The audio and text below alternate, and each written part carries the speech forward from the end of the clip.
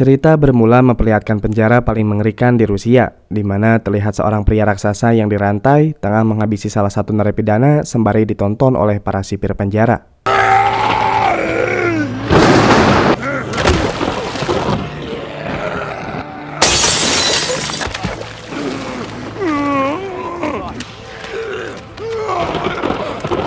Kemudian di dalam sel terlihat pria berkulit hitam tengah menulis catatan. Namun tak lama setelah itu, pria tersebut mengambil sebuah tang untuk membunuh rekan satu selnya.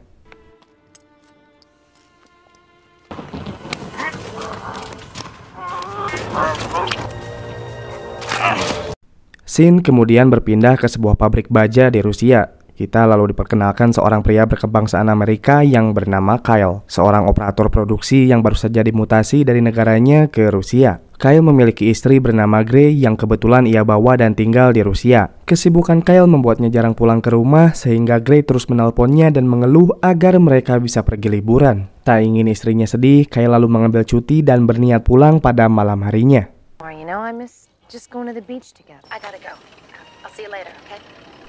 Singkat cerita, di malam hari, Kyle menelpon istrinya di mana sebentar lagi ia pulang. Mereka berdua terlihat sangat gembira setelah sekian lama berpisah. Namun musibah kemudian muncul. Gray yang saat itu tengah sendirian didatangi oleh perampok yang menyiksanya hingga melecehkannya. Suara teriakan Gray masih terdengar lewat telepon sehingga membuat Kyle sangat cemas. Sempat melakukan panggilan darurat ke polisi, namun sayang polisi tak mengerti bahasa Kyle. Gray, what's going on?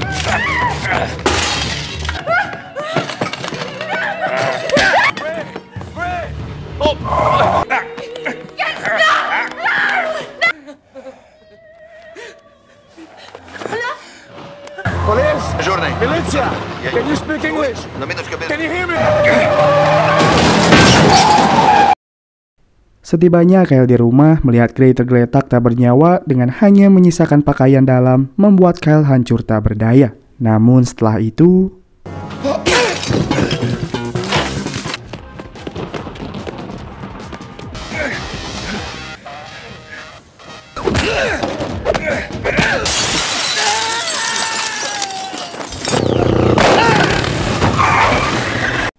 sang perampok berhasil lolos sementara lengan Kyle tergilas sepeda motor. Beruntungnya para polisi datang, namun anehnya mereka malah menangkap Kyle. Singkat cerita, Kyle dan si perampok dipertemukan di pengadilan. Kurangnya bukti dan besarnya kelalaian polisi, hakim menyatakan bahwa si perampok tidak bersalah dan dibebaskan dari segala tuntutan. Pengacara Kyle lalu bilang bahwa keluarga si pelaku punya banyak uang dari hasil merampok sehingga menyuap hakim. Mendengar hal itu, Kyle sangat amat terpukul. Bukannya mendapat keadilan sesaat ditimpa musibah, Kyle justru dikhianati hukum itu sendiri. Marah, sedih, sakit hati, Kyle lalu melakukan sebuah tindakan yang menurutnya benar. Sebuah tindakan yang dilakukan seorang pria jika tidak mendapat keadilan sama sekali.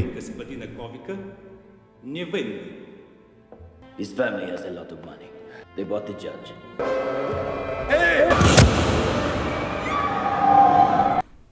Menembak si perampok hingga mati di tempat pengadilan, sekali lagi Kyle diadili atas tindakan tidak hormat kepada hukum. Hakim dengan tegas menyatakan hukuman seumur hidup untuk Kyle tanpa peluang pembebasan bersyarat. Singkat cerita, bersama para narapidana baru lainnya, Kyle dibawa ke penjara paling mengerikan di dunia bernama Krapapi yang sudah kita lihat tadi di awal. Setibanya di sana, mereka lalu disambut oleh kepala sipir bernama Khrushchev, seorang jenderal yang kejam dan korup. Di antara napi baru terdapat seorang pemuda bernama Billy berusia 21 tahun, di mana setelah mengetahui umurnya, Jenderal Khrushchev menyayangkan kedatangannya seolah Billy akan menerima banyak perlakuan buruk. You can try and run if you like. No one has ever made it alive. What is your name? Billy. Too bad. Singkat cerita, para napi baru kemudian memasuki sebuah ruangan untuk menyerahkan barang-barang yang mereka pakai. Salah seorang pengawas kejam lainnya bernama Oleg meminta Kyle menyerahkan cincin, namun Kyle menolak karena cincin tersebut satu-satunya kenangan yang ia miliki dari pernikahannya bersama istrinya. Namun setelah itu...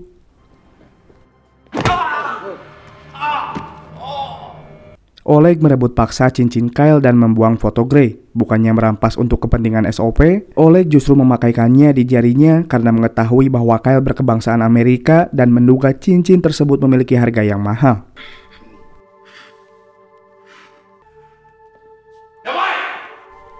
Berhari-hari berada di penjara tersebut, Kyle kerap dihantui ingatan bersama istrinya sehingga membuatnya jarang tertidur. Di waktu bersamaan, Oleg dan pasukannya datang ke sel mereka, membangunkan Billy muda yang tengah tidur dan membawanya dengan paksa menuju salah satu sel. Seketika membuat perasaan Billy tak enak serta menimbulkan banyak pertanyaan. Usut punya usut, Oleg membawa Billy atas permintaan seorang mafia bernama Andre. Dengan menyuap sejumlah uang pada Oleg, tak lain untuk memperkosa Billy, mengingat Billy merupakan napi termuda di sana. Kegilaan tersebut mereka anggap simbiosis mutualisme, sementara Billy muda harus terpaksa mendapat pelecehan. Suara teriakan Billy terdengar di seluruh sel, menandakan bahwa lapas ini adalah neraka awal yang harus dilalui sebelum kematian. Berbeda dengan napi lain yang ketakutan, Kyle tak peduli sedikit pun mengingat ia masih dalam masa berduka serta dendam pada para aparat hukum.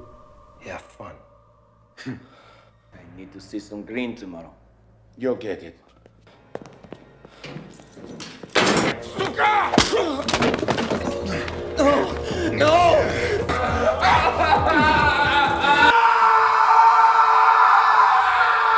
Di keesokan harinya, semua napi keluar untuk sarapan. Namun seketika terjadi keributan saat Kyle melihat wajah Andre yang mirip dengan sosok pembunuh istrinya.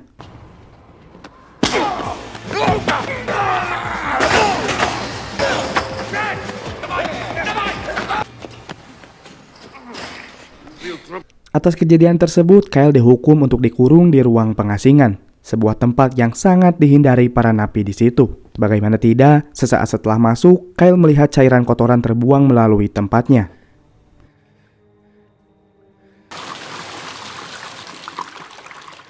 Berhari-hari tinggal di ruangan tersebut membuatnya frustasi. Cairan kotoran yang terus saja mengalir membuatnya tak memiliki nafsu makan sehingga membiarkan makanannya busuk. Derita Kyle tak sampai di situ saja. Suara jeritan dari seorang napi yang berada di balik tembok kerap mengganggu istirahatnya sehingga sesekali ia harus memukul tembok agar pria kesakitan tersebut diam.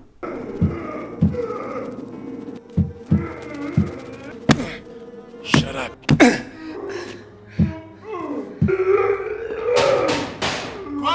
Dirasa tak memiliki pilihan lain, Kyle berniat membunuh dirinya sendiri. Namun usahanya selalu gagal seolah memberi isyarat bahwa Kyle belum saatnya untuk meninggal. Untuk itu, Kyle sekali lagi berusaha keluar dari masa terpuruknya untuk setidaknya mengisi tenaganya dengan makan.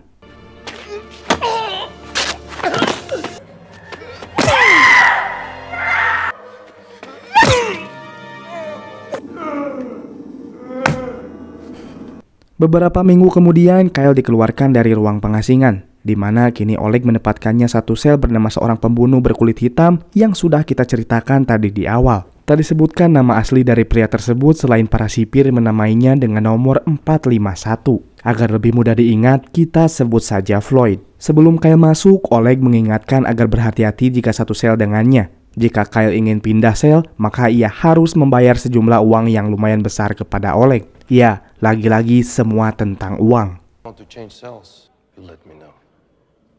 We killed his last 3 cellmates. You better watch out, huh? Kyle kemudian masuk dan mereka berdua tak saling bicara. Namun Kyle sedikit ketakutan setelah melihat punggung Floyd terdapat bekas luka yang besar, menandakan bahwa Floyd memang orang berbahaya. Namun Kyle tak menyapanya sedikit pun. Bahkan saat menggunakan WC, Kyle memilih tetap diam.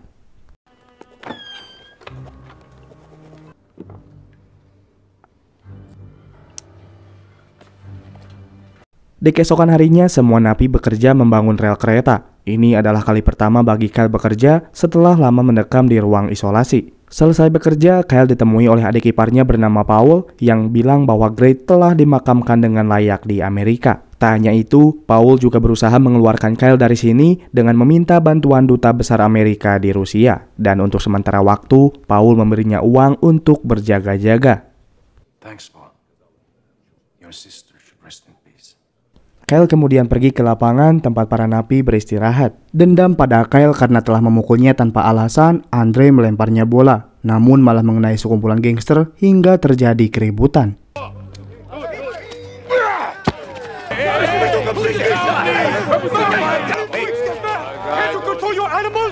Tak ingin ikut campur, Kyle pergi ke pojok dan bertemu Billy muda yang tengah menyendiri. Mereka kemudian berkenalan di mana Billy muda bercerita bagaimana dirinya bisa masuk ke sini. Pada hari itu, Billy main di sebuah klub hingga bertemu seorang wanita. Mereka kemudian berkencan hingga mabuk. Keduanya kemudian pergi dengan mobil yang dikendarai si wanita.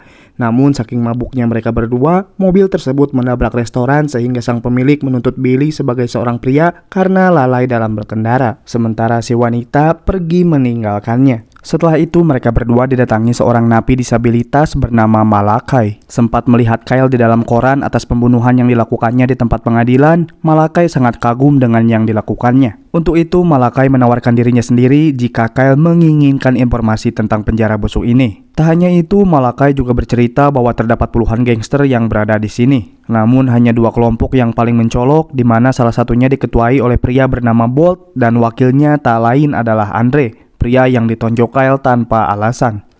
How you doing, Malachi? Fucking war zone. Inside and out. You need. I'm the man to see. Pada malam harinya, Kyle bermimpi kejadian yang menimpa istrinya sehingga ia mengigau dengan sangat keras. Dan setelah itu...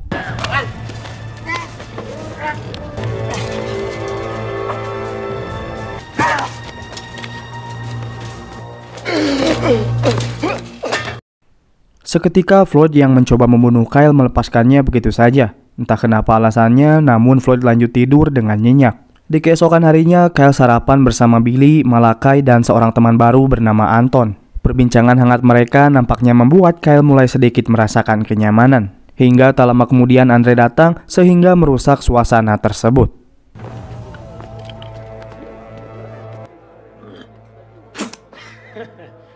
I'll see you tonight. Selesai makan, Kyle mendatangi Oleg memintanya untuk pindah kamar dengan menyuap sejumlah uang pemberian dari Paul, yakni adik iparnya tadi.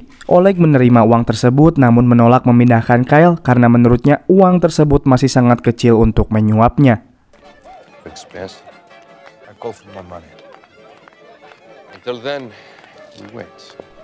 Tak lama kemudian, lapangan dipenuhi oleh para napi, diiringi dengan musik dan tarian dari seorang waria. Kyle bertanya kepada Malakai apa yang sedang terjadi. Malakai lalu menjelaskan bahwa sebentar lagi akan terjadi Sparka. Sparka adalah pertarungan atau duel bagi para napi yang memiliki masalah dan ingin diselesaikan oleh pertarungan dengan napi lainnya. Sisi gelapnya, pertarungan ini juga diatur dan didukung oleh para sipir untuk mengeruk keuntungan dengan melakukan pertaruhan atau perjudian petarung. Bahkan para petinggi sipir termasuk Jenderal Ruschov juga bertaruh bersama petinggi lainnya dari atas gedung. Menggambarkan bahwa orang kaya yang memiliki pangkat sekalipun masih haus akan keserakahan. Sementara semua napi berkumpul untuk menyaksikan dan bertaruh, Floyd nampaknya tertarik dengan lebih memilih duduk di sudut sembari membaca buku. Selain itu, duel mempertemukan Andre dan seorang napi dari gangster lain, dan pertarungan pun dimulai.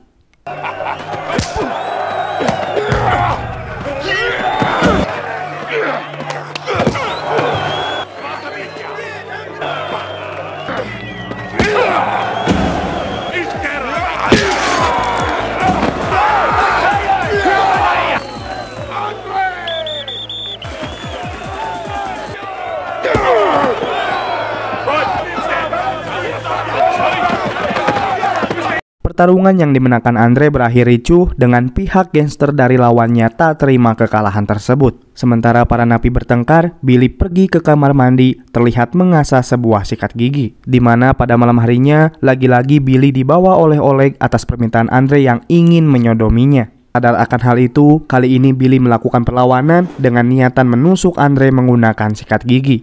Namun karena kurangnya tenaga, Billy justru menusuk dirinya sendiri.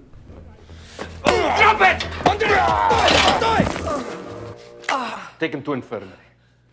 Di keesokan harinya, semua napi kembali bekerja membangun rel kereta. Namun tanpa alasan yang jelas, tiba-tiba Kyle dipukuli oleh beberapa orang. Sipir pengawas yang melihatnya bukannya melerai, mereka malah mendukung pengeroyokan tersebut. Dan dari situlah, sedikit demi sedikit, Kyle mulai menyimpan dendam kepada para sipir. What happened? I want no trouble. Get your respect.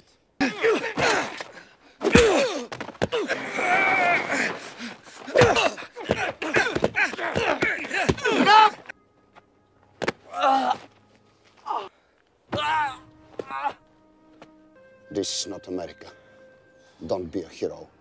Tidak dibiarkan berobat setelah pengeroyokan, Kyle justru ditempatkan lagi di ruang pengasingan. kembali harus berbaur dengan bau saluran kotoran dan teriakan mengganggu dari napi di sampingnya.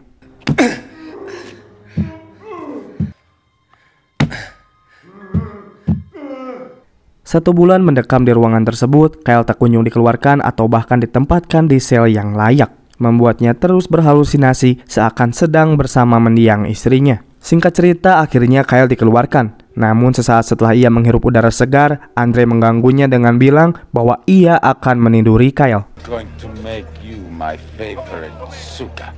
Don't start, or I put you both in the hole. Kyle kemudian pergi ke kamarnya. Penasaran dengan apa yang Floyd tulis di dalam buku, Kyle kemudian membacanya. Tak lama kemudian, Floyd kemudian muncul. Namun Kyle tak berbicara apapun dan seperti biasa mereka saling tak peduli satu sama lain. Di keesokan harinya saat semua napi tengah sarapan, Andre lagi-lagi merusak momen Kyle dan teman-temannya yang tengah makan. Dengan bilang bahwa nanti malam giliran Kyle yang akan disodomi oleh Andre. Tak ingin bernasib sama seperti Billy, Kyle lalu menghajarnya di saat itu juga.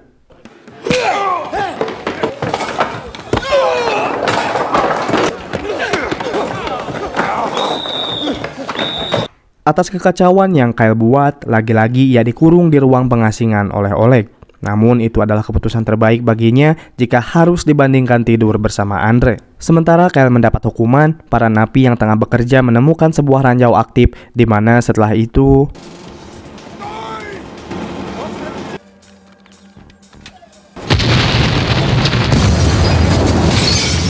melihat mobil yang dikendarai sipir meledak setelah melintas ranjau menjadi kesempatan bagi Billy dan Anton untuk kabur. Usaha mereka sempat terlihat oleh pengawas membuat Anton tertembak mati sementara Billy terus berlari dari kejaran mereka. Pada akhirnya usaha Billy untuk kabur hanya sia-sia. Aksinya tersebut membuat Oleg memukulnya karena berusaha mengejar Billy selama 2 jam. Namun berbeda dengan Kyle yang akan disiksa jika membuat kesalahan, Billy justru diberi kesempatan oleh Oleg dengan bilang bahwa ia tak tega jika harus menyiksa pelacurnya. Perkataan Oleg memberi fakta bahwa selain disodomi oleh Andre, rupanya Oleg juga sering memakai Billy mengingat Billy merupakan napi termuda di situ. I give you chance, huh? You're more useful to me as a bitch. Di sisi lain, Kyle yang menderita kali ini bertekad untuk benar-benar bangkit dari keterpurukannya. Sadar bahwa selama ini ia lemah sehingga terus-menerus ditindas oleh para napi maupun sipir, Kyle berlatih dengan sangat keras agar setidaknya ia memiliki kekuatan untuk menghadapi orang-orang yang brengsek padanya. We all have our way of dealing.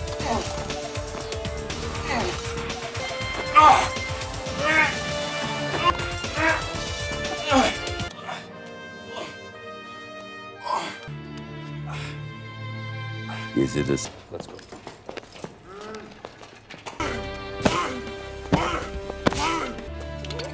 When you can't go, when you've taken your last step.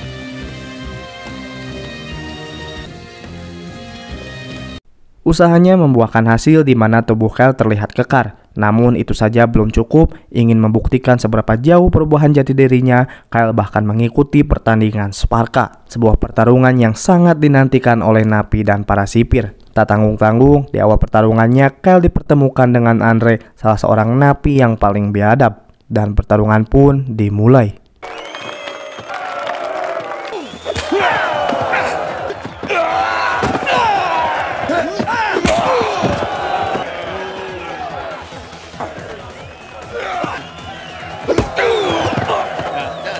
Give.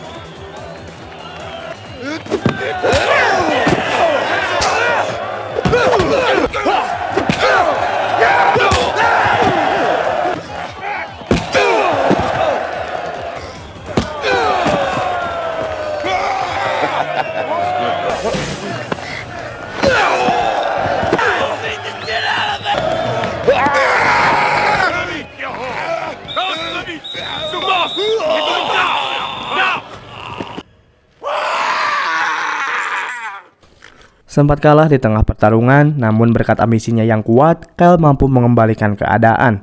Dan kekalahan Andre membuat semua orang terkejut, padahal para napi dan sipir kompak bertaruh untuk kemenangan Andre. Kyle kemudian pergi ke kamarnya, dan untuk pertama kalinya, Floyd kini mulai berbicara. Feels good, doesn't it? Seiring berjalannya waktu, Kyle mulai menggeluti pertandingan Sparka. setelah banyak perwakilan dari tiap gangster yang ia kalahkan, hingga tak sedikit semua orang kini bertaruh untuk dirinya.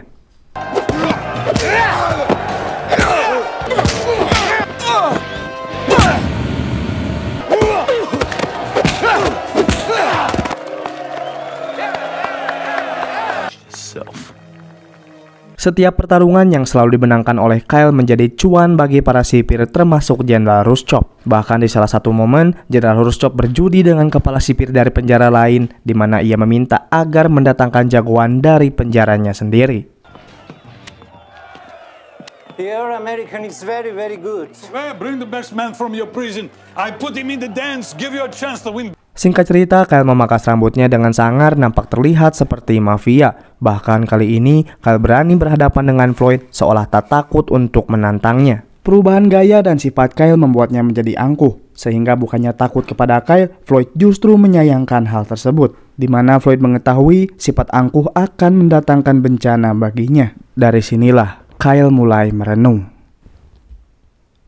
Di keesokan harinya, adik ipar Kyle yakni Paul membicarakan tentang kebebasan Kyle. Namun kali ini Kyle meminta Paul untuk tidak lagi mempedulikannya karena Kyle baik-baik saja. Singkat cerita, Hari Nasional Rusia kemudian tiba, di mana semua napi turut merayakannya. Di hari itu juga Billy bercerita kepada Kyle bahwa ia berencana untuk kabur karena sudah tak tahan terus-menerus dilecehkan sesama pria. Mendengar hal itu, Kyle memberinya sedikit uang untuk setidaknya membantu meringankan penderitaannya. Dan di waktu bersamaan, Kyle didatangi seorang narapidana dari penjara lain bernama Palya yang sudah tak sabar ingin membunuh Kyle saat itu juga. Kedatangan Palya tak lain merupakan permintaan Jenderal Hrushchov kepada teman sesama penguasa penjara lainnya untuk menentukan penjara mana yang memiliki napi paling kuat, atau lebih tepatnya memperalat napi mereka sendiri menjadi ladang bisnis haram lewat pertarungan Sparka. You are the American. I am Balya. Gordon's orders, no trouble today.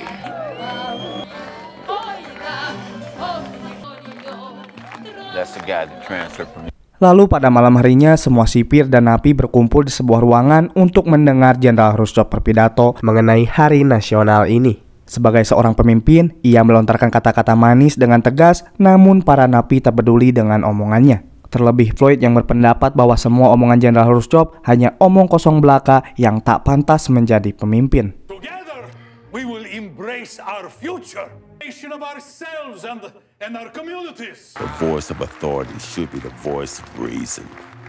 Supposed to set examples, teach us.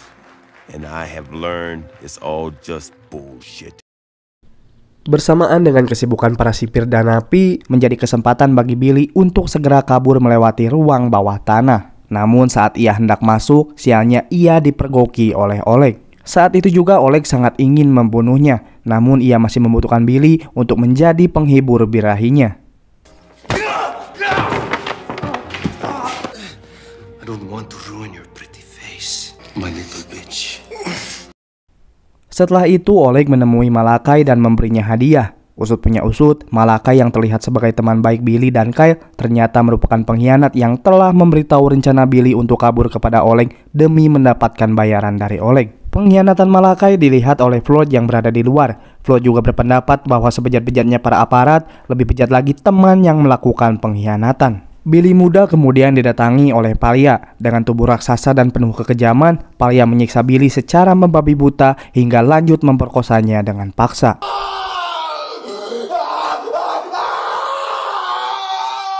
Di keesokan harinya, semua napi kembali menuju kamar masing-masing. Oleg mendatangi Billy yang terlihat terluka parah karena disiksa dan diperkosa semalaman oleh Palya hingga membuatnya sekarat. Merasa iba sahabatnya tergeletak, Kyle lalu menghampirinya. Billy lalu bercerita kejadian semalam. Tak hanya itu, di masa-masa terakhirnya, ia memberi nasihat kepada Kyle sebelum pada akhirnya Billy muda tewas secara mengenaskan. Kyle, don't let them turn you into something you're not.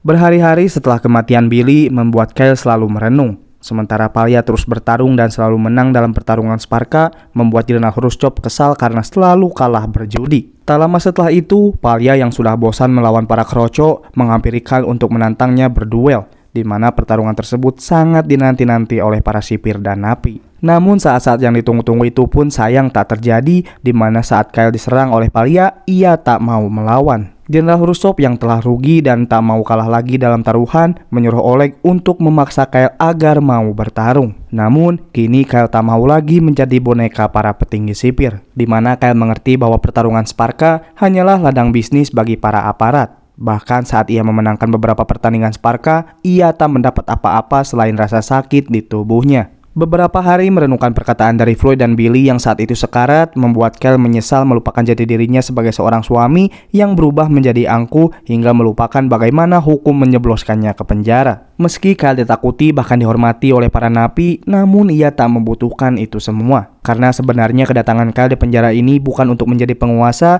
melainkan ketidakadilan para aparat dan penegak hukum yang tak memberinya keadilan, bahkan mengkhianatinya. Sehingga kini Kyle mengerti bahwa dendamnya bukan terhadap sesama napi, melainkan kepada orang-orang bejat yang tak becus mengendalikan sistem keadilan. Sementara itu, melihat Kyle dipukuli tanpa perlawanan, Floyd berasumsi bahwa kini Kyle telah mengerti keadaan yang sebenarnya. Untuk itu, Floyd berpikir untuk membantu Kyle dalam merobohkan tempat kotor ini. Sebelum lanjut, boleh dong Mimin minta waktu teman-teman sebentar untuk subscribe channel ini dan mengaktifkan lonceng notifikasinya agar Mimin tetap semangat membuat video lainnya. Ketahuilah bahwa 1 dukungan dari teman-teman adalah 1000 dukungan bagi channel ini. Pada malam harinya, Kyle diikat menggunakan rantai di tengah lapangan sebagai bentuk hukuman, membuat para napi yang melihatnya berpikir mengapa Kyle tak melawan Palya daripada harus diikat seperti itu. Namun sebagian napi mengerti alasan Kyle tak melawan hingga mereka merasa iba kepadanya. Berhari-hari Kyle diikat, merasakan panasnya siang hari dan dinginnya malam hari. Para napi yang melihatnya merasa iba dan ingin membantu, namun apa daya mereka tak memiliki kuasa. You're American. He has heart. He's an idiot. He should have fought. He is fighting for himself. Singkat cerita, Floyd mendatangi Malakai. Pengkhianatan Malakai kepada Billy tak memberi Floyd pilihan selain membunuhnya. This for you from Billy. How could you betray your friend? I'm just trying to survive.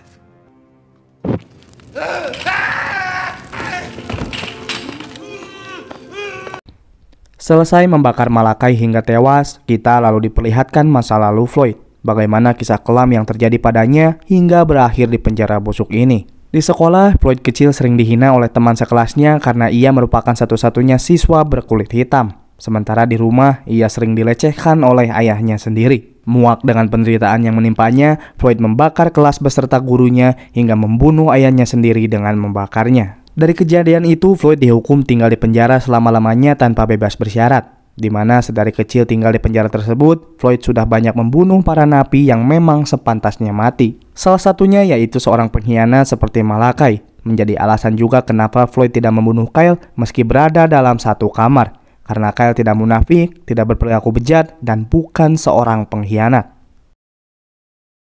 Berhari-hari diikat, Kyle terlihat sangat tak berdaya, membuat para napi tak tega dengan melihatnya. Di keesokan harinya, kedua kelompok gangster paling berpengaruh kemudian saling berhadapan. Namun bukannya bertarung, setelah melihat Kyle yang diikat tak berdaya oleh para sipir, mereka menyatakan bersatu dan berdamai untuk melakukan pemberontakan pada seluruh sipir. What do you want? Peace. Together, we could all win. Pertarungan Sparka tak lagi terlihat, membuat Jenderal Khrushchev dan bawahannya kesal karena tak ada lagi pemasukan untuk mereka. Oleg kemudian menyuruh para pimpinan gangster untuk menghadapi Palya di pertarungan Sparka, namun karena semuanya bersatu untuk tidak mematuhi para sipir lagi, mereka semua kompak menolaknya. I want to fight. Now! Victor! No one will fight. Kesal karena para mafia tak mau lagi bertarung, Jenderal Khrushchev dan Oleg membuat suatu rencana, yaitu dengan memaksa Kyle bertarung lalu membunuhnya di hadapan para napi. Namun rencana mereka didengar oleh salah seorang napi yang kemudian pergi. Di malam harinya, Kyle dibawa ke ruang medis untuk mendapat perawatan, membuat para napi yang melihatnya seketika menjadi lega. Saat terbaring di ruang medis, Kyle bermimpi bertemu mendiang istrinya yang bangga kepada Kyle. Mampu bertahan di dalam penjara sampai sejauh ini meski dirinya selalu ditindas oleh para sipir. Setelah sehat, Kyle dibawa ke ruang pengasingan, kembali berbaur dengan bau kotoran dan suara erangan dari napi di samping selnya, sehingga Kyle harus kembali menapuk tembok agar tetangganya diam. Pada akhirnya malam yang ditunggu-tunggu Jenderal Khrushchev kemudian tiba. Di tengah sel sembari dilihat semua napi dari balik jeruji besi, dengan tegas Jenderal Khrushchev menyampaikan tanggapannya mengenai para napi yang kini enggan mematuhi perintah dari para sipir. Untuk itu, ia berniat menunjukkan bagaimana akibatnya jika para napi tak lagi taat pada mereka. Jenderal Khrushchev kemudian menghampiri Kyle memintanya untuk bertarung. Namun kali ini lawannya bukan Andre maupun Palia, melainkan monster mengerikan bernama Milos, seorang napi pembunuh di awal film tadi yang memiliki gangguan mental dan hanya mengenal kebrutalan, sehingga para sipir mengikatnya layaknya monster. Melihat hal itu, Kyle sadar ia tak memiliki peluang untuk menang. Ia hanya bisa berlari dan menghindar dari Milos. Namun bagaimanapun usahanya menghindar, Milos dapat dengan mudah menangkap Kyle. Membantingnya beberapa kali, tak memberi Kyle kesempatan sedikit pun. Para napi yang melihat, termasuk Floyd, merasa geram atas kelakuan licik para penegak hukum yang memaksa orang untuk bertarung demi kepuasan mereka tersendiri, melupakan hakikat mereka sebagai ketertiban dan keamanan negara. Sementara Kyle terpojok, mereka malah asik tertawa. Hingga saat Kyle berada di ujung tanduk, sesuatu pun terjadi.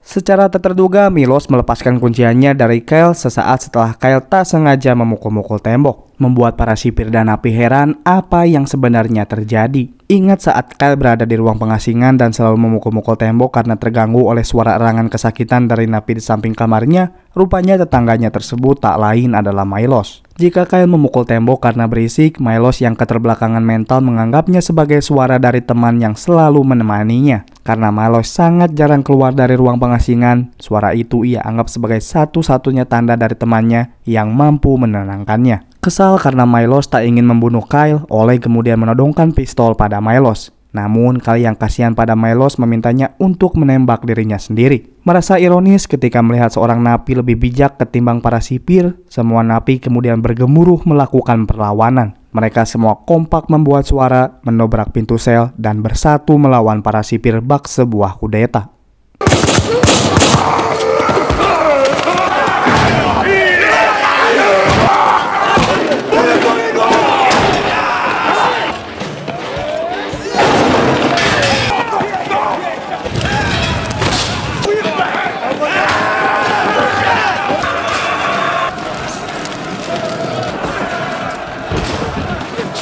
Get men up there!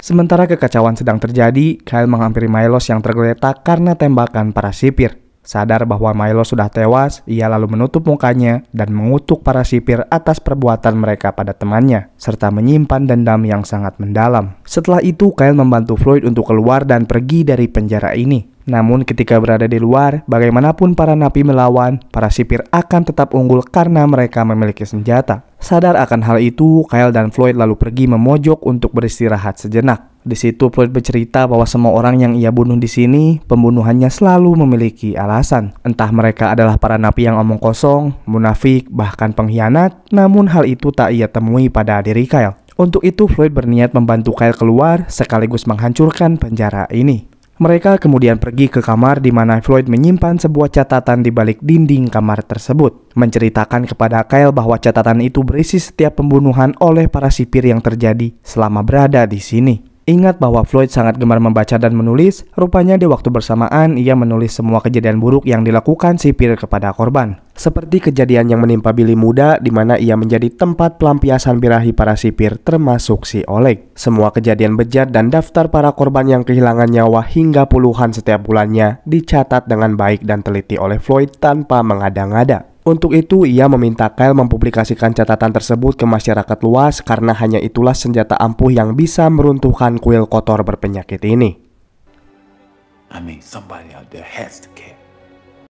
Di keesokan harinya, semua napi dikumpulkan dalam satu kurungan sebelum para petugas memperbaiki kamar mereka. Dan dari kekacauan yang terjadi semalam, diketahui terdapat 1 sipir dan 7 napi yang meninggal. Untuk pertama kalinya sejarah lapas Kerapapi, para napi bersatu melawan sipir. Sementara itu, Kyle harus bertarung terlebih dulu agar bisa menjalankan rencana dengan Floyd, yaitu membocorkan catatan kepada publik. Dan di waktu bersamaan, Jenderal Khrushchev menginginkan pertarungan Kyle dan Palya agar bisa mengembalikan kerugian dari temannya sesama penguasa dari lapas lain. Namun kali ini, setelah Kyle bertarung, menang atau kalah, Kyle harus ditembak mati. Rencana sama yang pernah didengar oleh salah seorang napi kala itu. Pertarungan Kyle dan Palya kemudian dimulai.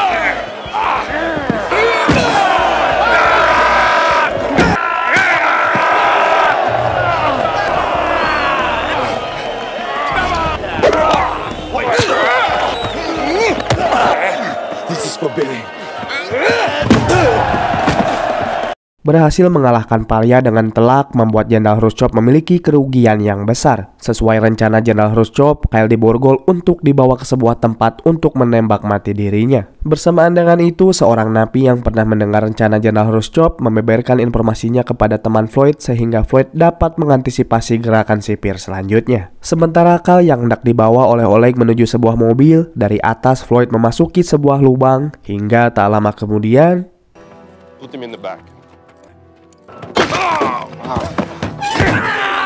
Di saat itu, Kyle berniat menembak Oleg, namun ia mengurungkan niatnya karena membunuhnya saja tak cukup untuk membalaskan perlakuan Oleg. Untuk itu, ia meminta Oleg melepas borgolnya dan memasukkan kain pada mulutnya, mengambil kembali cincinnya yang berharga serta satu-satunya kenangan tatkala bersama istrinya. Kyle juga memberi hadiah kepada Oleg dengan membuat kakinya menjadi cacat.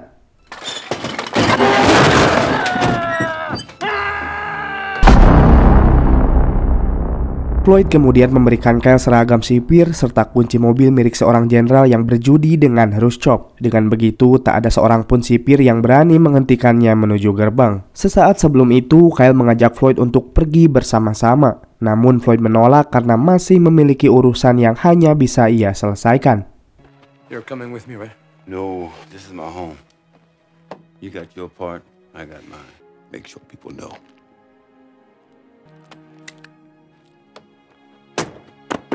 Untuk itu, mereka berdua pun kemudian berpisah. Floyd dengan gembira menantikan kabar baik dari Kyle, namun untuk sekarang, ia bergegas pergi menuju kantor kediaman Jenderal Khrushchev, membalaskan dendam Billy muda dan napi lain yang telah dibunuh di bawah kepemimpinannya. General, you're not allowed in here. Get out! You talk too much. No! No!